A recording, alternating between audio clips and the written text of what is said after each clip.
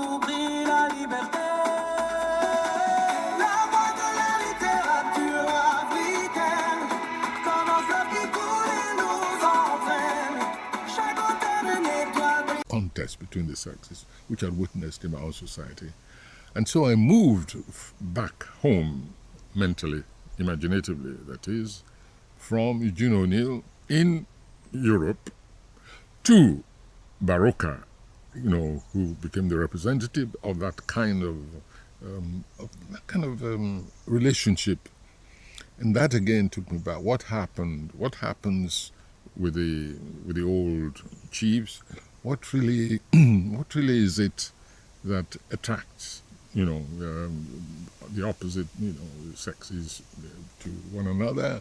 What is it that manages to overcome what had... Bonjour et bienvenue dans ce nouvel épisode de votre rendez-vous littéraire. Aujourd'hui, nous allons plonger dans l'univers fascinant de Wole Soyinka, un géant de la littérature africaine dont l'œuvre résonne bien au-delà des frontières du Nigeria. Préparez-vous à découvrir un homme dont la plume est aussi acérée que son engagement est profond. Wole Soyinka est un géant littéraire et intellectuel africain.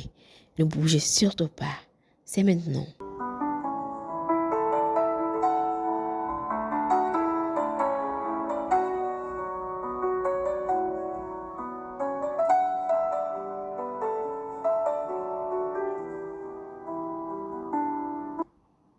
Né le 13 juillet 1934 à Abeokuta, au Nigeria, Wole Soyinka est une personnalité dont le parcours intellectuel et artistique est aussi riche que complexe. Après des études en littérature anglaise et en théâtre au Nigeria et au Royaume-Uni, il s'est rapidement imposé comme une voix singulière.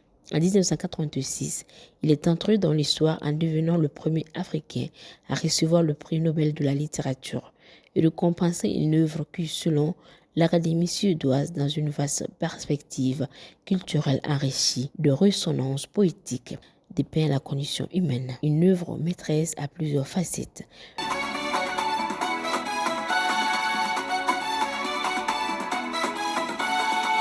choisis un nom, une plume, une vie, des mots tissés comme une harmonie, qui viennent du nord, du sud ou de l'est. Leurs voix sont un feu qui jamais ne cesse. Écoutez ces récits venus de loin comme des tambours sous le ciel serein. Chaque livre est une porte ouverte sur un monde où brille la liberté.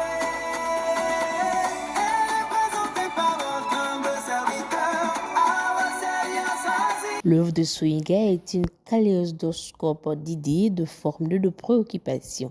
Il manie avec brio le théâtre, le roman, la poésie et l'essai pour explorer les questions centrales de l'identité africaine, les dérives du pouvoir, la permanence des traditions et la quête de justice. Le théâtre, l'énergie de la scène pour questionner le monde. Soyinka utilise le théâtre comme un espace de confrontation et de réflexion où les mythes, l'histoire et la réalité contemporaine se rencontrent. La mort de l'écuyer du roi, paru en 1958.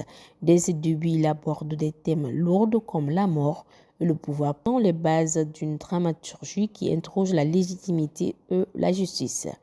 Les danseurs de la forêt, paru en 1960, cette pièce est une célébration de la culture et des rituels africains, tout en soulevant des questions sur leurs adaptations et leur pertinence dans un monde en mutation. Le lion et la perle, paru en 1963, une œuvre qui mêle habilement romance et critique culturelle explorant les tensions entre les valeurs traditionnelles et les influences extérieures. La forêt des hivers, paru en 1973. Ici, Soyinka déteint une nature à la fois sauvage et symbolique où les enjeux politiques et écologiques se font écho dans une atmosphère dense et prenante. Le roman des fresques sociales et psychologiques. Ces romans sont des explorations profondes des sociétés africaines, souvent empreintes d'une ironie mordante. Les interprètes, paru en 1965, un roman clé qui dissèque les complexités de l'identité, de la culture et géopolitique dans le Nigeria naissant à travers les interactions d'une élite intellectuelle. Ake, les années d'enfance, paru en 1981, Ce récit autobiographique est d'une grande sensibilité, offrant un portrait vivant de son enfance, de sa famille et de son environnement culturel, tout en esquissant les prémices de son regard critique. Les saisons de l'anomie, paru en 1985, un roman qui dénonce avec force le travers de la politique et de la société, dépeignant un continent aux prises avec la corruption et l'autoritarisme. La poésie, la musique des mots pour exprimer l'âme. Sa poésie est d'une grande puissance évocatrice, mêlant souffle épique et intimité lyrique.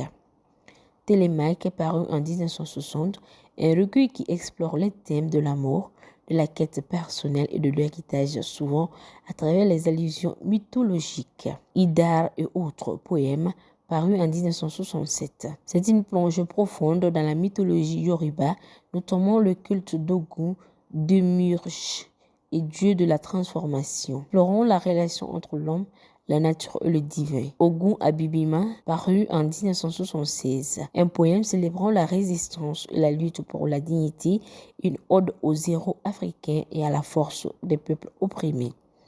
Les essais, la clarté de la pensée critique. Ces essais sont des analyses pénétrantes sur la culture, la littérature et les défis de l'Afrique. L'homme est mort, paru en 1975. Un témoignage essentiel sur son expérience d'emprisonnement, offrant une réflexion amère sur la guerre et la politique au Nigeria. Mythe, littérature and the African World, paru en 1976. Un ouvrage théorique fondamental qui analyse la manière dont les mythes africains façonnent la littérature et la perception du monde. L'art, dialogue entre l'ombre et la lumière, paru en 1990.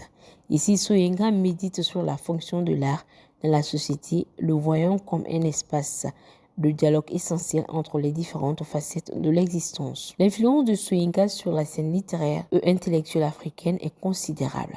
Il a été un pionnier dans la valorisation de la culture yoruba et une critique infatigable des régimes autoritaires. Son combat pour les droits humains et la justice sociale continue d'inspirer. Nous arrivons malheureusement au terme de ce rendez-vous littéraire. On avait comme écrivain Wole Soyinka, qui est une figure littéraire et intellectuelle d'une importance capitale. Son œuvre d'une richesse incroyable continue d'éclairer notre compréhension du monde, de l'Afrique et de la condition humaine. Son engagement sans faille en fait un exemple lumineux pour les générations actuelles et futures. Merci de nous avoir suivis dans cette exploration de son univers. À très bientôt pour un autre numéro.